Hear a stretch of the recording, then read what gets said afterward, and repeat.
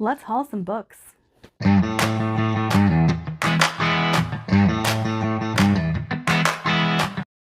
Hey guys, welcome to Portal Magic, or welcome back. I am Trinity, and today I'm going to have a buy, sell, trade book haul for you guys. If you guys have watched my recent unhaul, I got rid of quite a bit of books, and I uploaded a lot to my Pango and let them sit there for a while. And if you guys don't know, I only let my Pango books sit there for like 30 days. I don't let them sit there for very long because I really have a great buy, sell, trade in my hometown, so might as well utilize it.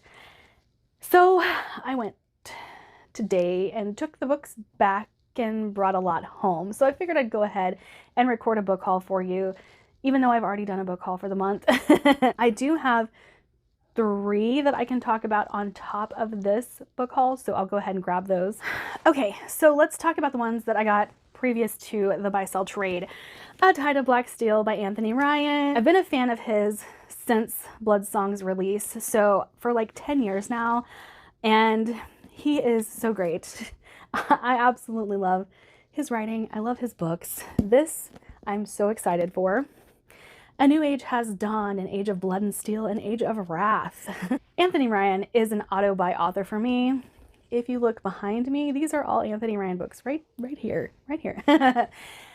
I've read just about everything that he has put out, and I absolutely love them. But A Tide of Black Steel is the first book in the Age of Wrath trilogy, so this is a new trilogy by Anthony Ryan. It comes out in September, and I'm very, very excited to get to this one. I know I'm going to be reading it soon. I cannot stop myself from reading it.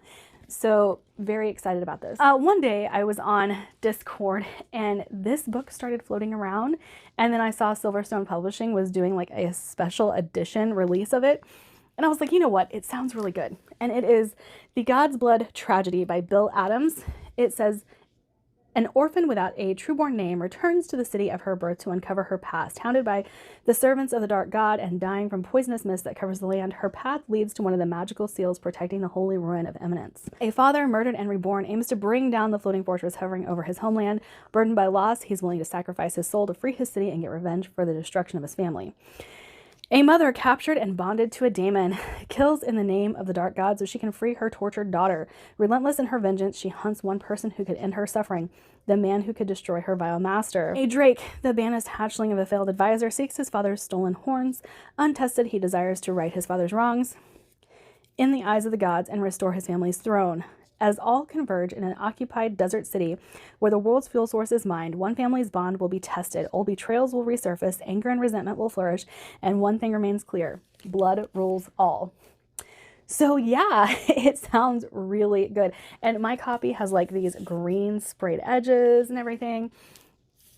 I don't know if they are still available on their website, but oh my gosh. And then I got like this little wax sealed letter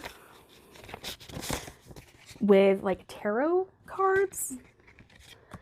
Like, it's so cool. So cool. And then a note from Willow Press. So, I mean, definitely a very cool purchase. And I'm very excited to get into this and see if I like the book. I didn't pay like a god-awful amount. I paid like standard price, but it just happened to be that they had them available, and I thought it sounded good. And then, of course, the Fairy Loot book of the month, The Night Ends with Fire. So I've had this on my radar for a while now. I don't know if you guys have seen the original cover, but it's red. Look at this beautiful art. Like, stunning artwork. I'm obsessed with the way this looks, to be perfectly honest with you. This suits the cover of the original cover, and I need to clean off my lens, guys. Hang on. Okay, I thought I had it cleaned off pretty well, and then I saw the ridiculous glare that this was giving off. Okay, The Night Ends with Fire, KX Song.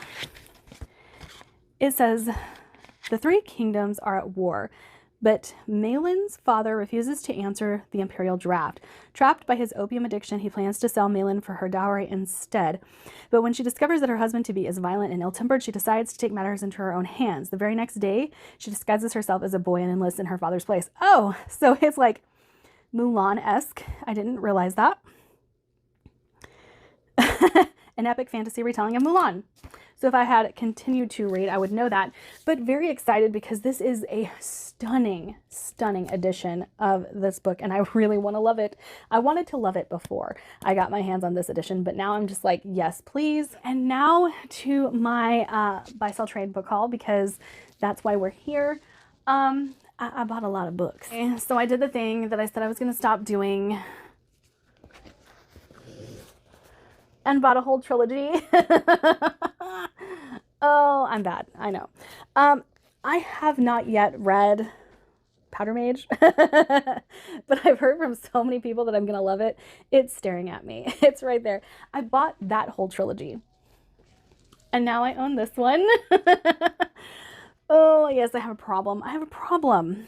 But I really hope to love them. And this is getting as bad as David Dalglish, guys, because I also own on audio the one about lightning. I'll post a picture of it. I own that one too. Yeah, so it's a problem, but here we are. I bought Gods of Blood and Powder books 1, 2, and 3. You know, it's really hard to pass them up when they're at the buy, sell, trade, and you can get them for like $1. It's bad. It's bad, guys. So next, I stumbled across this one, The Golden Key by Marion Womack. Never heard of this, but it says 1901, after the death of Queen Victoria, England heaves with the uncanny. Seances are held and the dead are called upon from darker realms. Helena Walton Cisneros, known for her ability to find the lost and the displaced, is hired by the elusive Lady Matthews to solve the 20-year-old mystery, the disappearance of her 3 stepdaughters who vanished without a trace on the Norfolk Fens. But the Fens are an age-old land where folktales and dark magic still linger. The locals speak of devilmen, and catatonic children are found on the Broads. Here, Helena finds what she was sent for, as the Fenland always gives up its secrets in the end. And then someone called it Gothic, and I was sold. So never heard of this, but it's pretty, and I totally love me a Gothic novel. And yeah, I'm excited. I'm excited. Oh, one book that I've had on audio for a long time. KB Wager's Behind the Throne. Once a gunrunner, now heir to an empire. I need to read this, listen to it, but now I have it physically, and I think I'm gonna love it. I just said I wanted to kill someone. Giving me a gun probably isn't the best of ideas. I've heard this is very sassy, and I do like, oh, here we go. Behind the Throne begins an action-packed new series with a heroine as rebellious as Han Solo, as savvy as Leia, and as skilled as Rey. Okay, you won me over with the quote there. I'm sorry if you can hear the ice cream truck outside, because it is definitely right outside my window here. And one that I've heard a lot of people talk about that they really love is The Rook by Daniel O'Malley. And I picked this up because I did not like Her Majesty's Royal Coven, but this has a very similar synopsis. Mifanwi Thomas awakes in a London park surrounded by dead bodies. With her memory gone, she must trust the instructions left by her former self in order to survive. She quickly learns that she is a rook, a high-level operative in a secret agency that protects the world from supernatural threats. But there is a mole inside the organization, and this person wants her dead. Battling to save herself, Mafani will encounter a person with 4 bodies, a woman who can enter her dreams, children transformed into deadly fighters, and a terrifying vast conspiracy. Suspenseful and hilarious, The Rook is an outrageously imaginative debut for readers who like their espionage with a dollop of purple slime. So, I mean, it sounds really good. So I figured I would pick it up. And like I said, I've heard a few people talk about this who have really, really enjoyed it. Okay, and then I said I was going to try some Emily Henry. Guess what I found at the Buy Sell Trade? I found Funny Story. So I guess that's where we're going to start with Emily Henry, because that's what I found. And I love Allie Hazelwood. I love Abby Jimenez. So I figured this would be the next author I needed to try in contemporary romance. Can't promise I'm going to love it. Can't say I'll hate it. But I did want to get it since it was $12. Well, I think I paid full price for this one, the $12.45 that's on the sticker, because the new releases, the gold stickers, you have to pay full price for. But Emily Henry. I had never heard of this one, but it is Mazes of Power by Juliette Wade. And the synopsis got me. It says, The cavern city of Palismara has stood for 1,000 years. The great families of nobility cling to the myths of their golden age while the city's technology wanes. When a fever strikes and the eminence dies, 17-year-old Tagaret is pushed to represent his family in the competition for heir to the throne. To win would give him the power to rescue his mother from his abusive father and marry the girl he loves. But the struggle for power distorts everything in this highly stratified society, and the fever is still loose among the inbred, susceptible nobles. Tagaret's sociopathic younger brother, Nicantor, is obsessed with their family's success. Nicantor is willing to exploit Tagaret, his mother, and their new servant, Alaron, to defeat their opponents. So, yeah, competition. Competition always gets me, but I never heard of this. So I was like, I think I want to read this. Same with this book. I'd never heard of it, but Origin by Jessica Corey. A jungle hides a girl who cannot die. Is this science fiction? It feels scarily real. I do think this might be YA.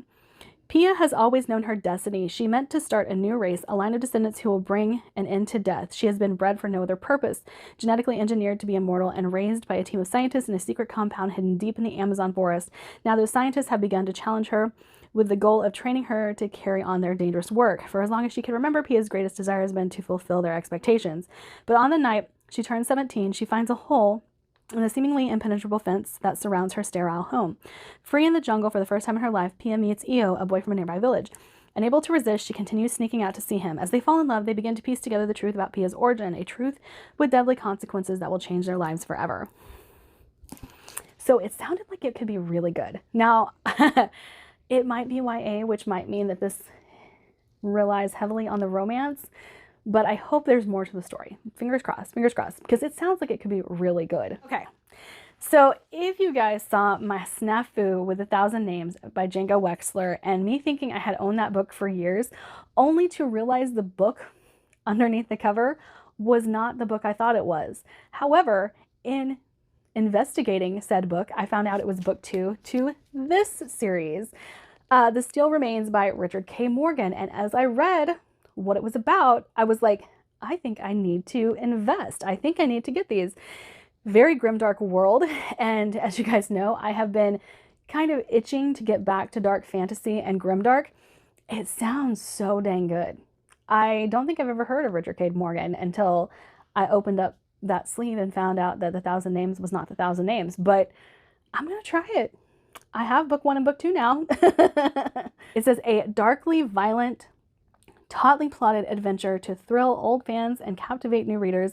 The Steel Remains is the first of a trilogy, a stunning reinvention of the fantasy genre that places Morgan in the elite company of modern myth makers like China Melville and George R.R. Martin. A dark lord will rise. Such is the prophecy that dogs the footsteps of Ringil, Gil for short, a washed-up mercenary and one-time war hero whose world-weary cynicism is surpassed only by the quickness of his temper and the speed of his sword. That sword, forged by a vanished eldritch race known as the Kirwraith, has brought him unlooked-for notoriety and has his habit of poking his nose where it doesn't belong. So yeah, it sounds like I am going to enjoy this. I love a grumpy, unlikable main character. Man, like, there's Blackwing right there. But yeah, I think I'm gonna like this. I'm gonna give this a shot. That is my book haul. That is my video for today. Like, subscribe, and I do have a Patreon if you would like to support what I do here on this channel. Have a great day.